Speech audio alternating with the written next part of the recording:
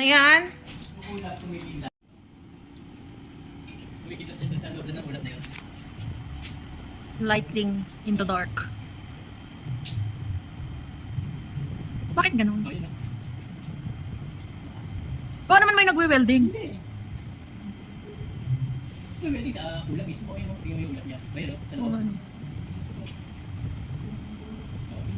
Parang pag-ibig ko lang din yan.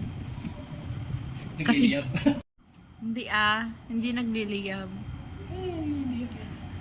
Parang nag-i-spark din yan. Para sa'yo.